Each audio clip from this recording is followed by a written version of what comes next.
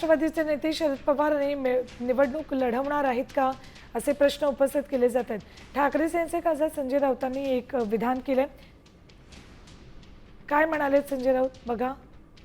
पवार साहेबांची एकदा अशी मानसिकता दिसली की आता थांबायला पाहिजे। तो आम्ही त्यांना सांगितलं, मी एकदा उद्धव ठाकरे सुद्धा होते माझ्याबरोबर, की तुमच्यासारख्या नेत्यानं दिल्लीत असणं म्हणजे महाराष्ट्राचा एक बुलंद आवाज आहे, ते असणं आहे।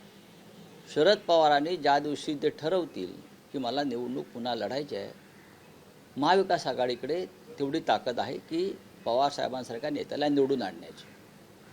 आमच्याकडे तेवढी मतं जरूर आहेत, त्याच्यामुळे पवार साहेबांसारख्या नेत्याला कोणापुढे हात पसरायची गरज नाही। तर शरद पवारांसारख्या ज्येष्ठ नेत्याला कोणापुढे हात पसरण्याची गरज नाही असं संजय राऊत सांगतात। मात्र शरद पवार राज्यसभेवर निवडणूक लढवणार का हा महत्त्वाचा प्रश्न आहे। जर ते निवडणूक लढवणार असतील तर मग मतांच्या जुळवाजुळव याकडे लक्ष द्यावं लागेल।